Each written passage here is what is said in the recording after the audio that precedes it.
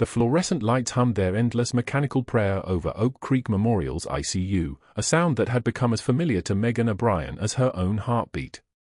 She moved through the ward at 2,247 hours. That was how she still counted time, military precision bleeding into civilian life even after 2 years of trying to disappear into the rhythms of normal nursing.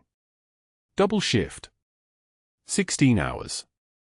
She'd volunteered for this one without hesitation, the way she volunteered for all of them, the way she'd been volunteering for the past 847 days, ever since she'd walked through these doors with a forged credential and a desperate prayer that nobody would look too carefully at the gaps in her employment history.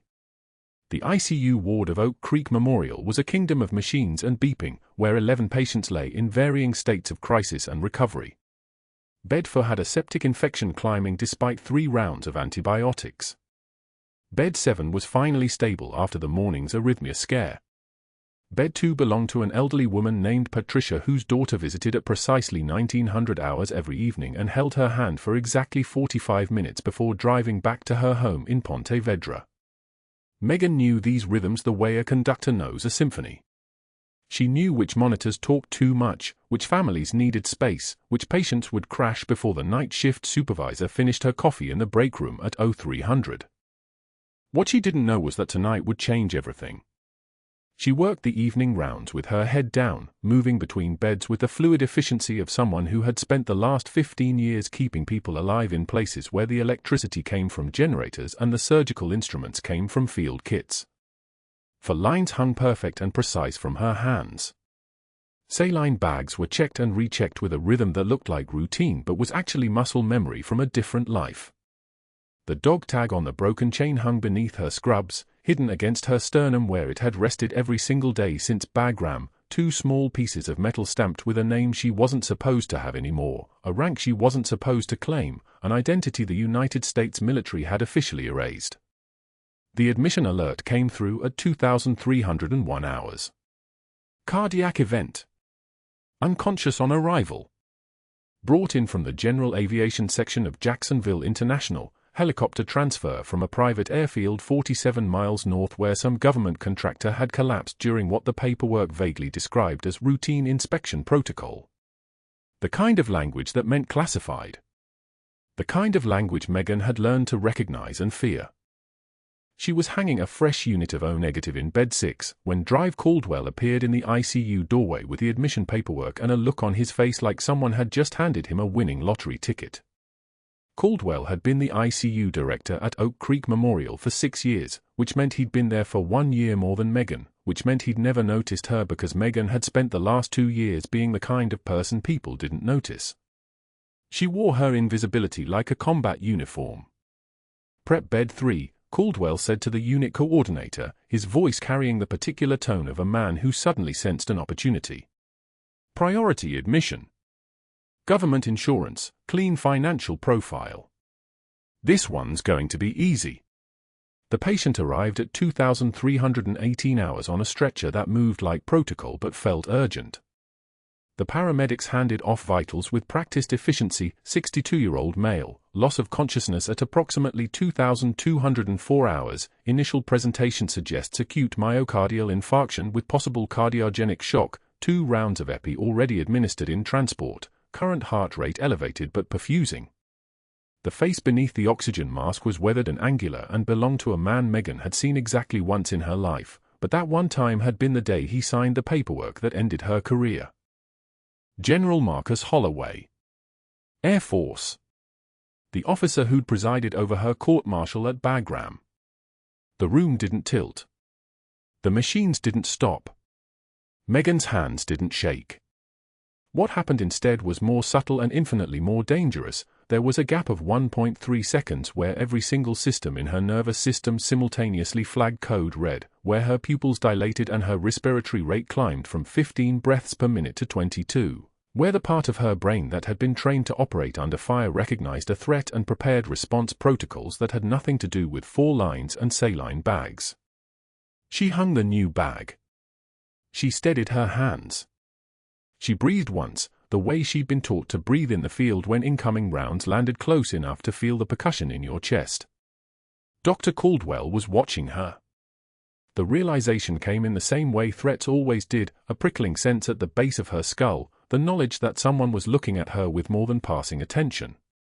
She felt his eyes the way a prey animal feels a predator's gaze, and when she looked up, his expression had shifted from administrative contentment to something more like hunger mixed with calculation. He stood at the foot of the general's bed with the chart in his hands, studying her with the intensity of a man who'd suddenly noticed something worth understanding.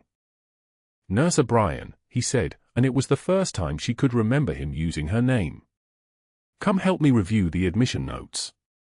She handed off her full line to the nursing assistant, a 19-year-old named Derek who wanted to go to medical school and had kind eyes and no idea he was working 3 feet away from someone operating under a false identity. The hand that held the saline bag was steady.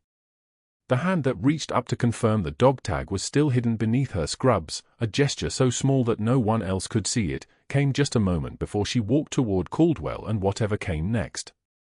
The fluorescent lights continued their mechanical humming. The monitor over bed 3 beeped with the irregular pattern of a heart that didn't know yet that it was dying. And somewhere in the back of her mind, Megan heard the echo of helicopter rotors that hadn't existed for 2 years, the sound of the Black Hawk that had lifted off from Bagram Airfield with her inside it, carrying her away from the only life she'd known toward this, a night shift in Jacksonville, an ICU full of strangers, and the sudden materialization of the one man who could destroy everything. Caldwell's office was on the 3rd floor, accessed through a corridor that nobody used during night shift except for staff needing to access the break room. He walked 3 steps ahead of her, the chart held against his chest, and when he closed the door behind them, the sound of it shutting was like a lock engaging. Not aggressive. Just deliberate. The kind of movement a man makes when he's decided something about another person and wants to discuss it in private. "Sit," he said, not unkindly, gesturing to one of the chairs across from his desk. Megan Saturday. She kept her hands folded. She kept her voice at exactly the right pitch, deferential, apologetic, the voice she'd been practicing for 2 years. "Yes, doctor. I noticed something during rounds just now," Caldwell said, settling into his chair. "When we brought the admission into bed 3. General Holloway. You had a reaction. Subtle. A hand tremor. About 1.2 seconds of what I'd call emotional disturbance before you controlled it." He opened the chart, adjusted his glasses, didn't look at her. "Personnel file says you've been nursing for approximately 6 years. Private practice, mostly. Nothing institutional before Oak Creek Memorial." The dog tag pressed against her sternum like a second heartbeat. "That's correct," Megan said quietly. "May I ask why? Have you ever treated General Holloway before?" Caldwell looked at her now, his eyes the color of old steel, the expression of a man asking a question he already knew the answer to but wanted to watch her lie about. "Had any prior relationship with the patient?" And that was the moment. That was the exact moment when Caldwell crossed the line from being a man who managed an ICU to being a man who was starting to dismantle something he sensed but didn't yet understand. His hands folded on the desk with the precision of a surgeon who knew how to make incisions. "No, sir," Megan said. "No prior relationship?" "Interesting," Caldwell said, and that was when she knew for certain that everything that had been safe and hidden and carefully constructed over the past 2 years was about to become something else entirely. "Because your reaction was the reaction of someone who recognized him. And I'm curious what a Jacksonville ICU nurse would have to be afraid of that would show in her face the moment an Air Force general came through the door on a stretcher." He didn't wait for an answer. He simply opened his computer, his fingers beginning to move across the keyboard with the deliberation of a man starting a search he'd been planning for some time. And Megan felt it then, the precise moment when the trap began to close. The first reassignment came on a Tuesday. Megan didn't notice until she arrived for her shift and found her patient assignments printed on a yellow sticky note. Her 3 ICU beds had been redistributed to Jenkins, Torres, and a registry nurse fresh enough to still pronounce thoracic with uncertainty. The roster was efficient cruelty. Dr. Caldwell had simply smiled when he passed her in the hallway, a smile that belonged in a medical textbook under weaponized concern. By Wednesday, the night rotation started. 3 weeks of 11 p.m. to 7 a.m., stationed in the orthopedic wing, as far from the ICU as the floor plan allowed, which was exactly 47 steps and one locked corridor. The message was architectural. Caldwell had also made calls, the kind that echoed through administrative channels like stones dropped down a well. Megan learned this from overhearing Helen, the unit secretary, speaking to someone in HR concerning behavior patterns. Caldwell had said, "Emotional volatility. Possible psychiatric evaluation needed.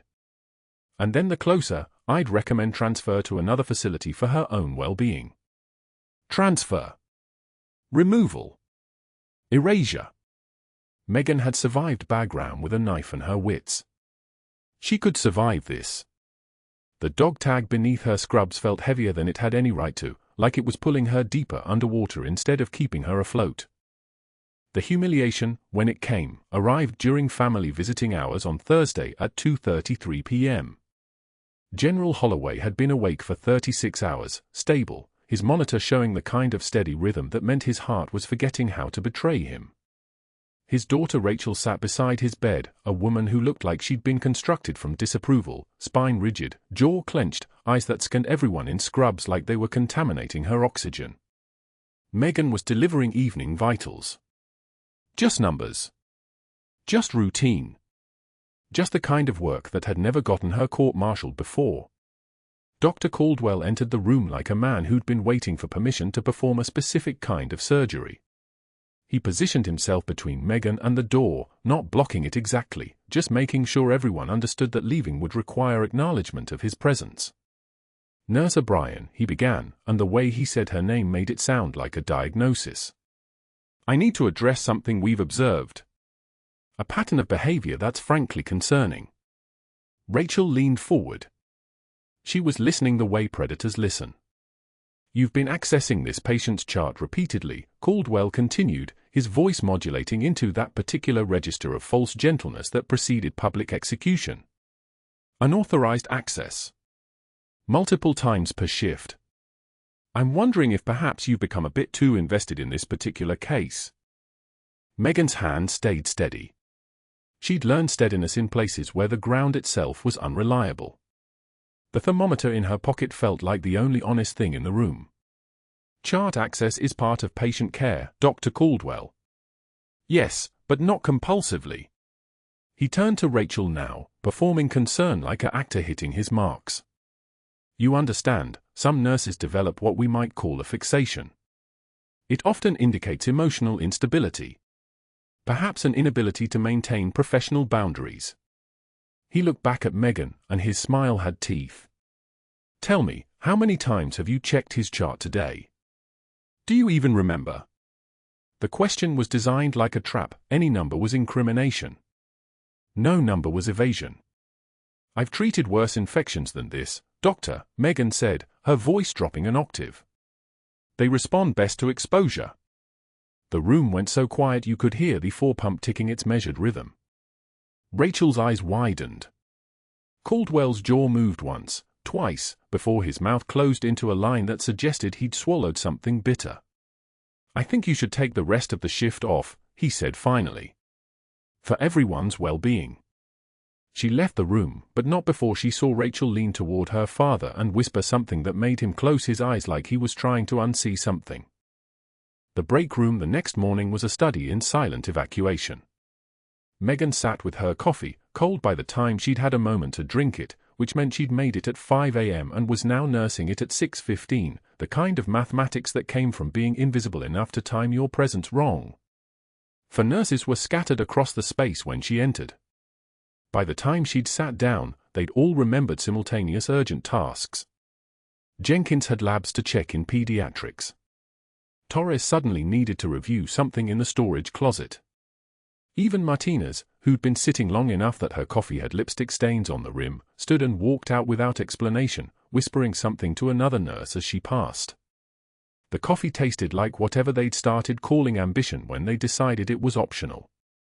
The official write-up came printed on a form that smelled like institutional authority. It was posted on the unit board at noon, visible to everyone who walked past, which was everyone. Failure to maintain professional boundaries. Emotional volatility. Recommended for psychiatric evaluation and transfer. The typeface was clinical. The message was execution. Caldwell had been systematic about it. Her patient assignments had gone first, the slow starvation of her work. The night shifts followed, displacement disguised as scheduling. The calls to administration had been the groundwork, the narrative constructed brick by brick until it became architecture so sturdy that people could build their prejudices on top of it. But the write-up was the declaration.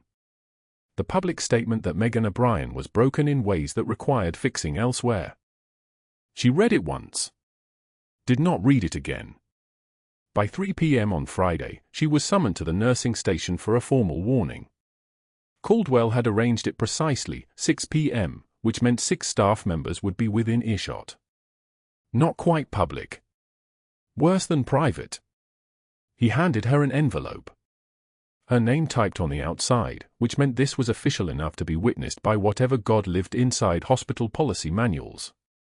Final written warning, Caldwell said, his voice carrying the exact tone of someone who'd rehearsed disappointment. Your behavior has been unpredictable, Megan.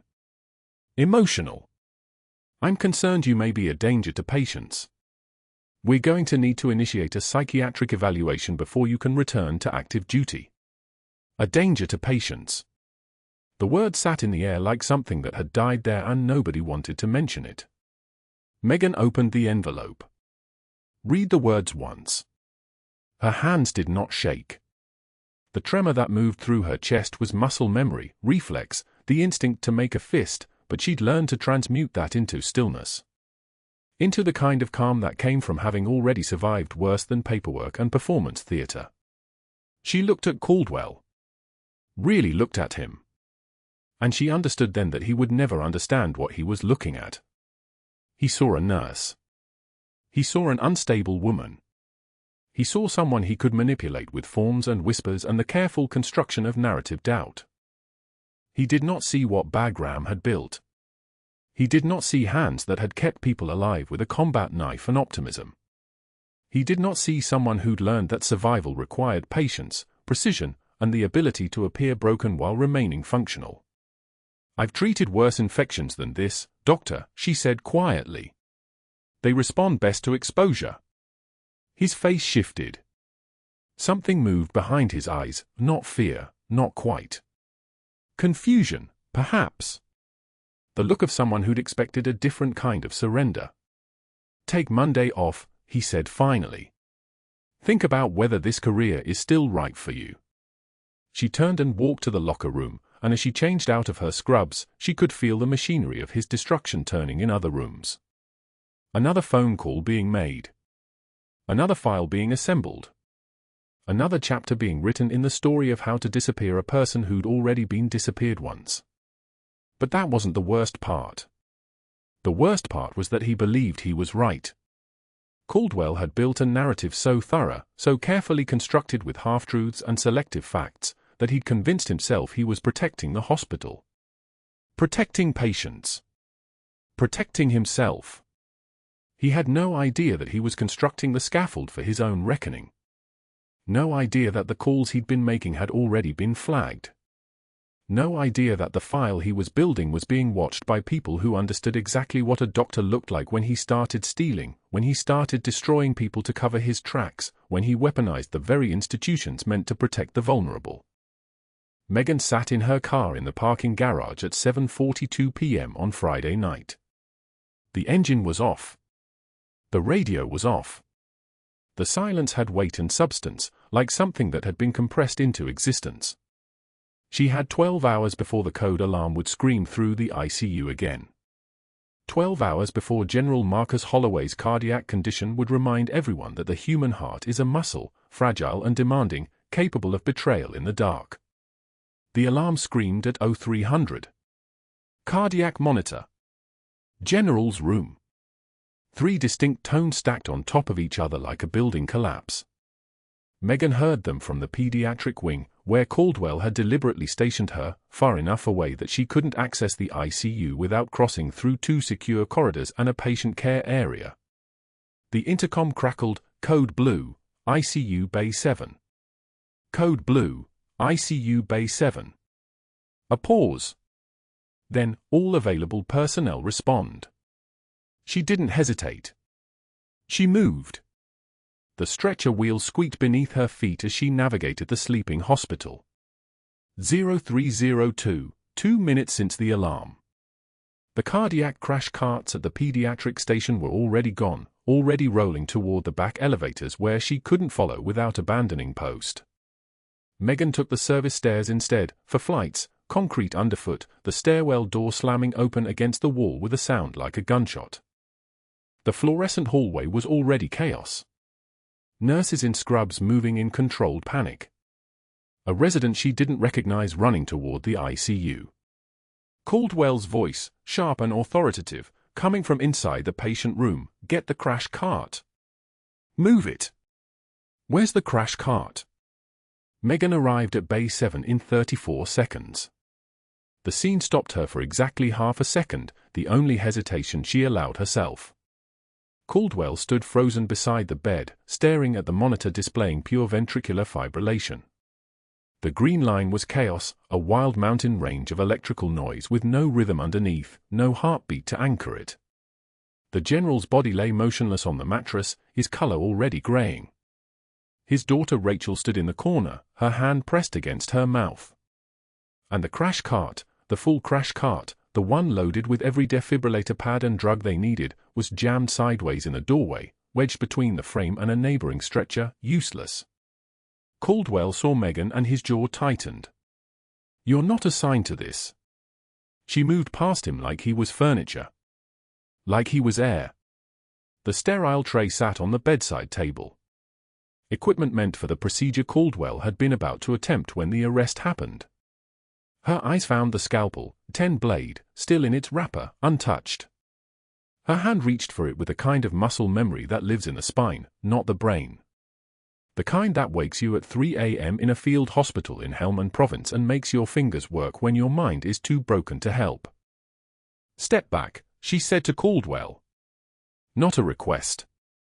A command delivered in a voice he'd never heard from her before, steady as a sniper scope, calm as someone who'd held a man's open chest cavity in her hands while bullets punched through canvas 5 feet away. Caldwell didn't step back. You cannot perform that procedure. You're a nurse. That's a physician level. Megan pushed him. Not hard.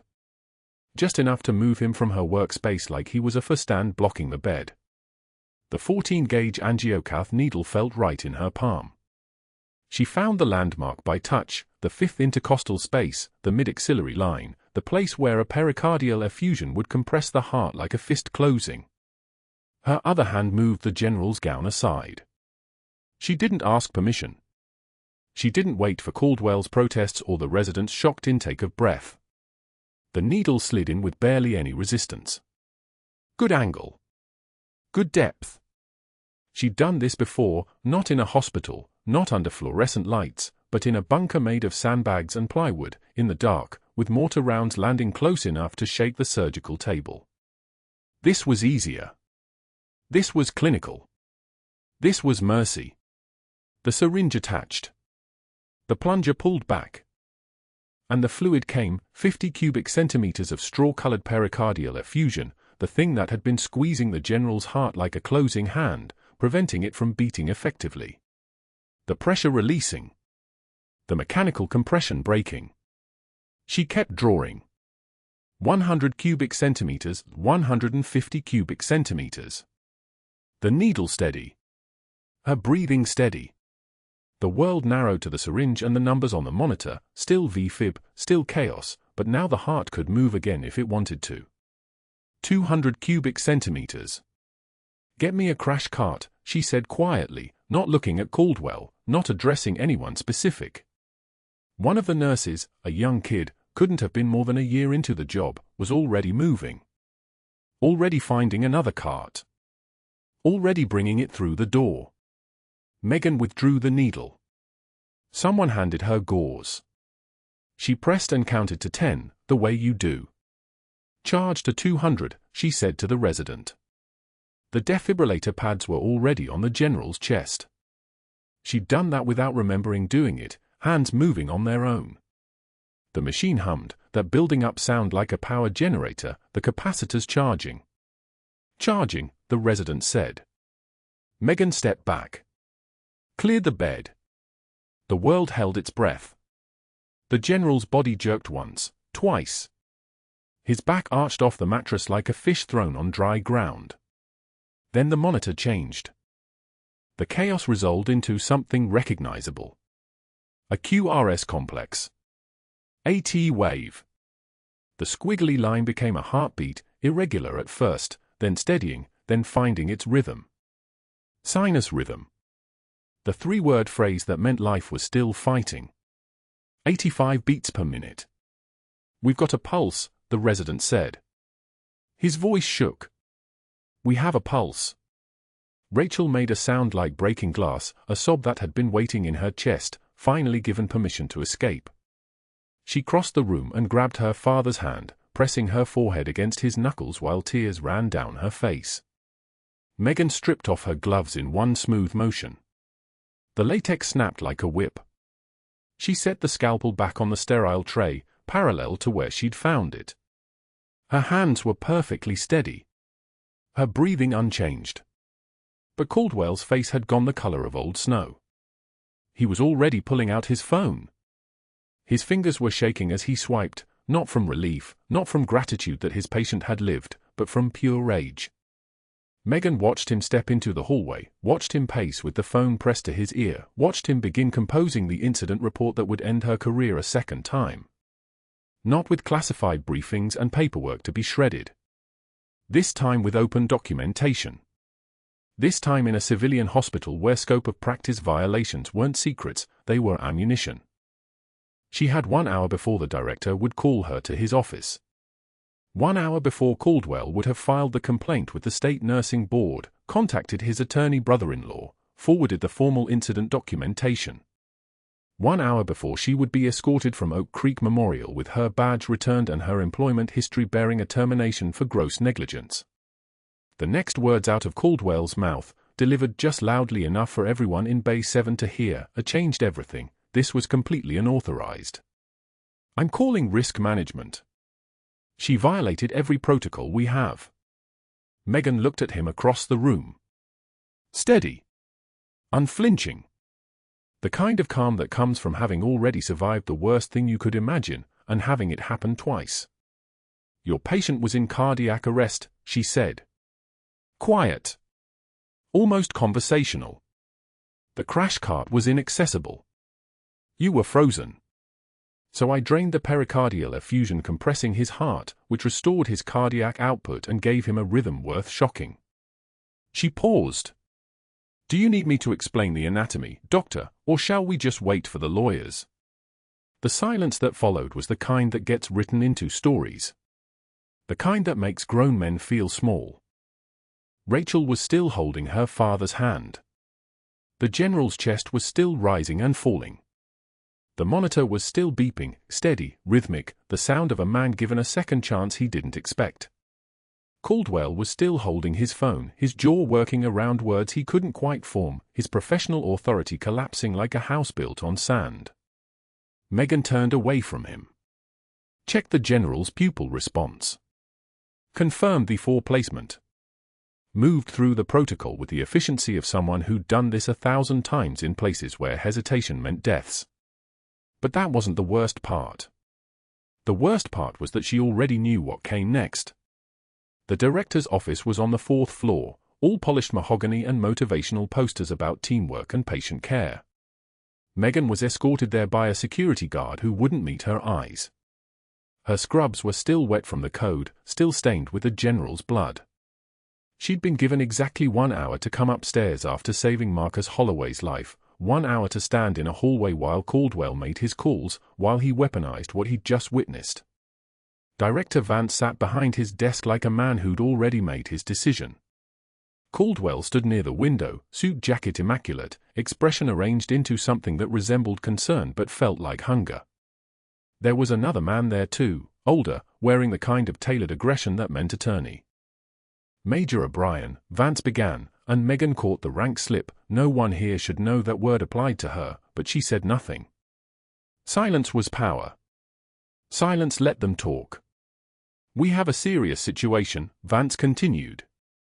Dr. Caldwell has informed us that you performed a procedure this morning that was well outside your scope of practice.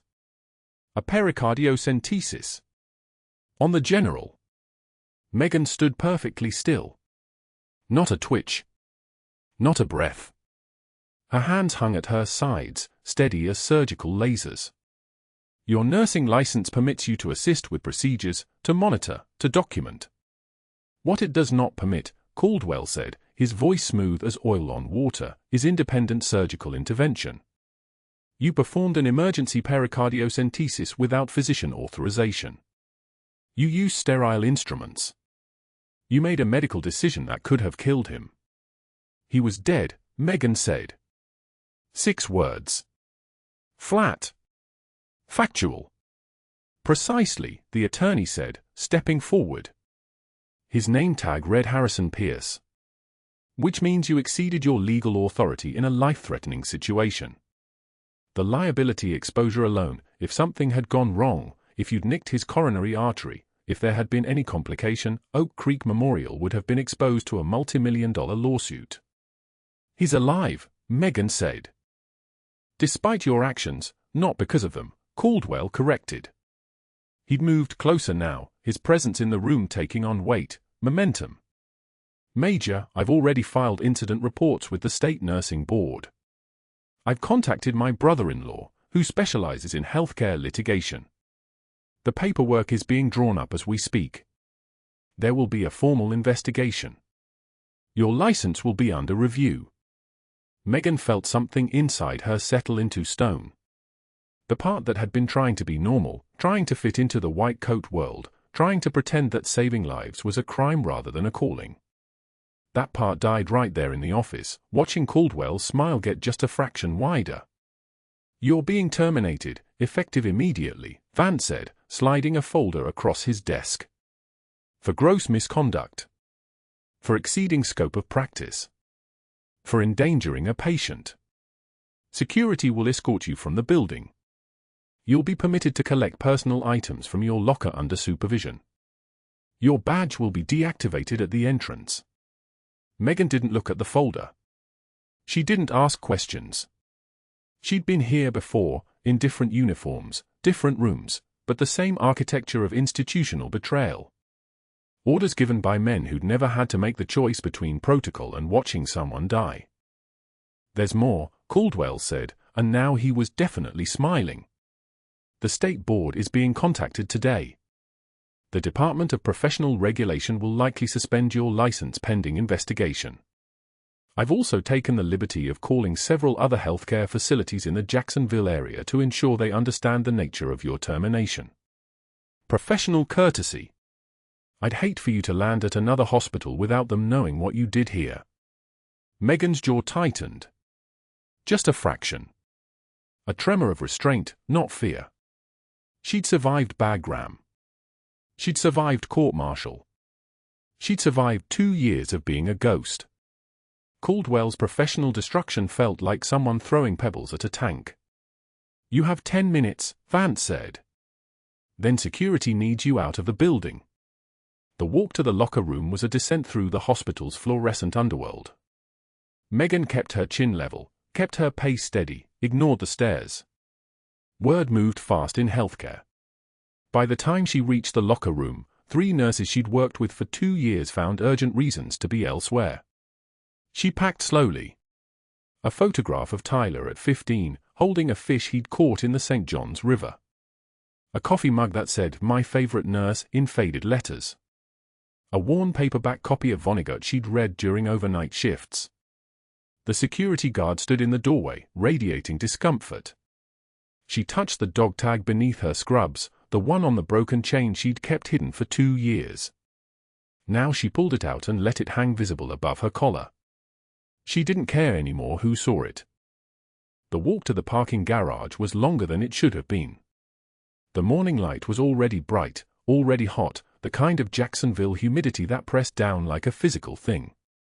Her Subaru was parked on level 3, in the same spot where she'd parked for 730 days straight. She sat in the driver's seat and gripped the steering wheel. Engine off. Keys on the seat beside her. The car was cold, the silence absolute, and it matched something inside her exactly, a void where will used to be. Megan had learned in Bagram that you could keep functioning with half your blood volume, with shattered ribs, with a concussion that made the world tilt sideways. You could function. You just couldn't feel anything anymore. 3 hours passed. Maybe 4. She'd been ordered to disappear after Bagram, after the classified operation that officially never happened, the one that had gone sideways in ways the Pentagon preferred to bury. They'd sent her to Walter Reed not to heal but to silence. They'd scrubbed her record, reassigned her file, told her in a room with no windows that Major Megan O'Brien had died in the Hindu Kush and could never surface again. For 2 years she'd followed those orders.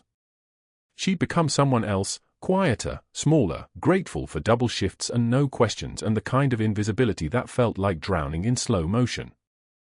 And Caldwell had stripped even that away. She rested her forehead against the steering wheel, the dog tag swinging slightly beneath her chin. Through the windshield, she could see a section of Jacksonville sprawled beyond the parking garage, the city where she'd tried to build a life, tried to be normal, tried to pretend that the woman who'd held a field hospital together during a 72-hour siege was dead. But that woman wasn't dead. She was just tired. So tired that she couldn't remember why she'd thought she could ever be someone normal, could ever be just a nurse, could ever stop being what they'd made her into. Dawn broke cold and grey through the concrete structure. Megan didn't move. Couldn't move. The engine stayed cold. The world stayed outside. Then the car door opened.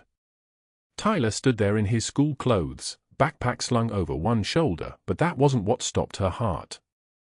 It was what he was holding, a wooden shadow box with glass front and back, mahogany frame, the kind of thing you displayed medals in. The kind of thing you were supposed to keep hidden forever. "Mom," he said, and his voice had the weight of command in it, the kind of authority that bypassed questions and demanded obedience. He was 17 years old and he sounded like someone who'd spent his whole life figuring out how to survive in a room full of predators. Maybe he had. "We need to go." Megan looked at him without moving. Her son, who'd grown up with a mother who worked doubles, who came home in scrubs that smelled like antiseptic and exhaustion, who kept one hand trembling near her chest sometimes late at night when she thought he was asleep. "The hospital called Dad," Tyler said. "He called me. He told me to get this. He said you've been ordered to disappear, but that was then. This is now. And now I'm done listening to orders." He opened the shadow box so she could see what was inside. Medals hanging from ribbons, arranged in perfect order. Bronze star with Valor device. Purple heart with cluster. Meritorious Service Medal. Air Force Commendation Medal. Each one telling a story she'd never been permitted to speak. Each one evidence of a woman she'd been ordered to kill. "They fired you for saving his life," Tyler said. His hands were steady. His eyes were steady. He was wearing the kind of calm that came from watching your mother hold herself together for so long that you learned how to do it too. "We're going to the hospital board. We're going to tell them exactly who you are. And if anyone has a problem with that, that's their problem to solve." Megan wanted to tell him no. Wanted to tell him to hide the box, to get in the car, to help her disappear the way she'd been ordered to disappear. But she looked at her son's face and saw something that made her realize that disappearing had been the real death all along. "Okay," she said. Just one word. She stepped out of the car, the dog tag swinging openly now, visible to anyone who looked. Tyler took her hand like she was the child and he was the one carrying her forward. The hospital was already in chaos when they walked through the entrance. Someone had called the board. Someone had told someone else who'd told someone important. The emergency meeting had been called for 9 a.m., a closed session about the O'Brien incident, which was what they were calling the code, the unauthorized procedure, the violation that was supposedly going to haunt Megan's career forever. What they didn't know was that Megan's career had already been written. What they didn't know was what was inside that shadow box. What they didn't know was that her 17-year-old son was about to walk into that conference room and change everything. The parking garage fluorescent lights cast everything in sick yellow when Tyler found her. Engine off. Ignition key still in her trembling hand. Scrub still damp from the ER. Her forehead pressed against the steering wheel like she was asking the universe for permission to exist anymore. Tyler, 17, lanky as a fence post, with his mother's jaw and his father's stubbornness, opened the passenger door without knocking. Mom. She didn't lift her head. They need to see these. He held the shadow box level like it contained something holy. Wood, faded green fabric backing, and behind the glass, bronze star. Purple heart with 2 oak leaf clusters. Meritorious Service Medal with Vela device. And beneath them all, the photograph from Bagram, 2012. A medic in desert camo, face streaked with dust and something darker, kneeling beside a stretcher. The girl in the photo looked like she'd already died 1,000 times and could survive 1,000 more. Where did you storage unit? I've known for 3 years, Mom. I found them when we moved. He set the box on her lap. Her hands moved to hold it but didn't quite touch it, as if the medals might burn. You're going to that meeting. I'm banned from, doesn't matter. They're about to make the biggest mistake of their careers and I'm going to watch them do it. The Oak Creek Memorial Conference Room at 6:41 a.m. was still dark when Tyler walked in.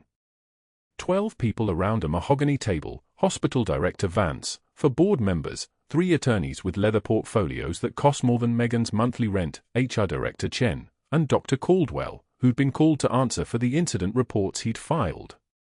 His face carried the expression of a man who'd already won. The shadow box appeared on the table like a verdict. Tyler set it down in front of Vance with the care of someone placing a live grenade. Silence. Someone coughed.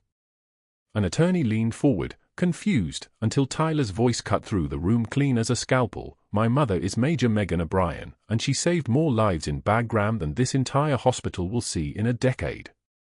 Caldwell's face went the color of old drywall. He opened his mouth. Closed it. Tried again, the patient's minor son doesn't have, then let me make this easier. A woman from the registry stood up. Her hand shook as she pulled a file thick as a phone book. She was one of the older nurses, the kind who'd seen enough to recognize what she was looking at. When she spoke, her voice carried the weight of someone confirming a miracle. I know this name. I worked at Landstuhl Regional when she came through. Field Hospital Sigma, Sanjin Valley, 2011. She held that facility together for 72 hours under siege. 72 hours. With 2 other medics and whatever equipment didn't get blown to pieces. I watched her run a surgical line with a combat knife as a scalpel because the field thoracotomy trays were destroyed. I watched her teach a teenage Afghan girl how to set up and foredrip so she wouldn't lose more patients when she needed sleep. I never knew her name then, we called her Angel 6, but I'll never forget her hands. The attorney started to object. That was when Admiral Peterson stood up. The old man rose slow, his hand on the table for leverage, his uniform dress blue somehow immaculate in a 6:53 a.m. hospital boardroom. Retired. Foundation Board. Navy Cross recipient himself. His voice carried the kind of authority that came from having held actual lives in his actual hands. He looked at the shadow box. Then he started naming decorations like a eulogy for someone who wasn't dead yet. Bronze Star for Vela. Her commander nominated it after she coordinated evacuation of 12 patients during the compound attack. He paused. The room held its breath. Purple Heart. First one, shrapnel from an IED during medical transport. She treated her own wounds and went back to work. Another pause. Second Purple Heart. Bullet wound, right shoulder. She didn't report it for 6 hours because the hospital had incoming casualties. Caldwell's mouth opened and closed like a fish in polluted water. Peterson's eyes moved to the doctor like a sniper finding range. Meritorious Service Medal with Vela device. That's for consistent, exceptional service under extreme conditions. That's for the kind of composure most people spend their whole lives training for and never achieve. That's for being the kind of medic that other medics pray they'll see when things go dark. Caldwell tried to interrupt. His voice came out thin. This is irrelevant to the... Peterson's response was quiet enough to shatter glass. You will not speak again until I'm finished. The room went so silent you could hear the ventilation system breathing. Then the door opened. A woman in an FBI windbreaker stepped forward. Special Agent Morrison, her badge catching light like a promise. She had the particular exhaustion of someone who'd been digging through financial records since midnight.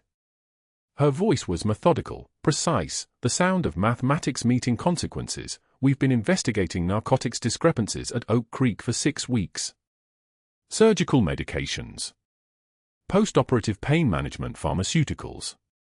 Our initial probe flagged inventory inconsistencies dating back 14 months. That's when we found the security footage. Dr. Caldwell, you accessed the controlled medication room at 2:34 a.m. on 47 separate occasions. The hospital's pharmacy logs show pharmacy-grade dosages missing from post-operative patients' charts on days when you were the supervising surgeon. We also found patient charts, altered. Pain medication records changed. Dosages documented as administered that were actually diverted. The pattern is consistent, Doctor. 14 months. We estimate approximately $8,000 in diverted pharmaceuticals. She pulled out a photograph. Security footage, grainy and damning. Caldwell in the med room, alone, pocketing a vial. The color drained from his face like he was being exsanguinated in real time. Morrison continued, her voice never rising. What's particularly interesting is the timeline of your allegations against Major O'Brien. You initiated the investigation into her background, sir, exactly 6 weeks ago. The same week we started investigating the medication discrepancies. The same week Major O'Brien was assigned to night shifts, which would have given her visibility into the missing inventory reports you didn't realize she'd been quietly documenting. You weren't trying to protect patients from an unstable nurse. You were trying to transfer her away before she connected the pattern you'd been creating for over a year. Caldwell stood up. His chair scraped against tile like a scream. I'm calling my attorney. Morrison's smile was thin as a blade, his aware. We served him with the evidence package at 5:17 a.m. He's probably already told you to stop talking. The silence that followed tasted like copper. Dr. Caldwell's face had become something unrecognizable. Not angry. Not defensive. Just empty. The kind of empty that comes when you realize there's no moving the pieces anymore, no strategic play, no phone call that fixes this, no brother-in-law attorney who can make federal narcotics investigation disappear. He sat down slowly. His hands rested on the table in front of him like someone else's hands. Director Vance turned to Peterson and mouthed something. One of the attorneys started typing into his phone. The hospital was already separating itself from him like an organism rejecting a foreign body. And then the conference room door opened again. General Marcus Holloway appeared in a wheelchair, pushed by his daughter Rachel. He shouldn't have been mobile. Should have been 3 floors up, still on for antibiotics, still healing from the cardiac event that should have ended him. His face was pale as bone china, but his eyes were clear and focused in a way that made everyone else seem suddenly less real. The room stood. Caldwell remained sitting, which might have been the most defeated gesture of all. The general moved to the center of the room, Rachel wheeling him slow, and then he did something that made Rachel gasp. He gripped the wheelchair arms and lowered himself, painstakingly, to one knee on the polished conference room floor. A 4-star general. On one knee. In front of 12 people. He looked at Tyler, then passed him toward the doorway where Megan had appeared, having gotten the text. Her hand was at her mouth. The general's voice, when he spoke, carried the weight of admission and apology combined. Major, I was wrong then, and I'm alive now because you're better than I ever was. The court-martial at Bagram was a mistake. Your record should never have been sealed. You saved 17 lives in that field hospital. You coordinated medical triage during active engagement. You made decisions that soldiers would have made, and you made them while you were bleeding from a gunshot wound. You should have been commended. Instead, we buried you. I want to fix that. The Air Force Review Board completed your case review this morning. Your record is restored. Your rank stands. And I'm recommending you for promotion to Lieutenant Colonel. He held up a folder, official seals still crisp. Admiral Peterson extended a second document, this one embossed with the hospital's logo. His voice was steady. Official, the board has voted unanimously to create the position of Director of Veteran Trauma Services, effective immediately. Major O'Brien would like you to fill that role. Full authority. Your program, your hiring, your protocols. Build what you think should exist here. Megan's hands, those steady hands that had held a combat knife to perform emergency thoracotomy, that had kept 4-star generals alive on borrowed time and willpower, those hands finally trembled. She stepped forward and took the folders. The shadow box sat open on the table, medals catching light. The dog tag beneath her scrubs felt heavier than it had in 4 years. 6 months passed like a scene transition in someone else's life. Dr. Caldwell's medical license was revoked by the state board, the decision unanimous, with the federal drug charges still pending. Someone spotted him 3 weeks later selling supplemental health insurance from a folding table outside a strip mall pharmacy on Arlington Road. Cold calling. Rejection letters. The kind of work that required nothing but persistence and the ability to smile while people dismissed you. His strategic mind, his institutional power, his carefully cultivated alliances, all of it had evaporated like sweat under a desert sun. He was just a man with a folding table and a folder of rejection. Meanwhile, Megan O'Brien was running Jacksonville's new veteran trauma program. The office was on the 4th floor, overlooking the city, with windows that caught morning light the way windows should. Her nameplate read Major Megan O'Brien, Director, Veteran Trauma Services. On her desk, the shadow box, no longer hidden. Behind it, a framed photograph of Tyler at his high school graduation, grinning like he'd just saved the world. And around her neck, the dog tag on a new chain, no longer broken, no longer hidden beneath scrubs. She walked the corridors of Oak Creek Memorial with a different kind of presence now. The nurses nodded with something that looked like respect. The residents learned her protocols. The hospital created a fast-track veteran patient program modeled on her recommendations. Word spread to other facilities. She got calls from Seattle, San Diego, Washington, D.C., places asking her to consult, to build programs, to teach other staff how to recognize the hidden strength in quiet people. The wound in her career hadn't healed. It had transformed. The scar tissue had become the strongest part. She trained every medic and nurse in her program on the same principle: the ones who don't talk about their history often have the deepest one. The ones who flinch aren't weak. They're people who've learned what real cost looks like. The ones who stand quiet in the corner while others celebrate might be the ones who've already survived the unsurvivable. Heroes walk among us. Sometimes in scrub saving lives in the dark. Sometimes they're the ones you pass in the hallway and never really see until the moment when everything stops and someone needs to know how to hold things together. And if you're watching this story, if this resonates with you, I want you to do something. Subscribe to this channel. Like this video. And in the comments, tell us about the quiet person in your life who turned out to be stronger than anyone knew. Tell us about the heroes who walk around without recognition. Tell us what true strength looks like to you. Because these stories matter. These quiet victories matter. And they deserve to be seen.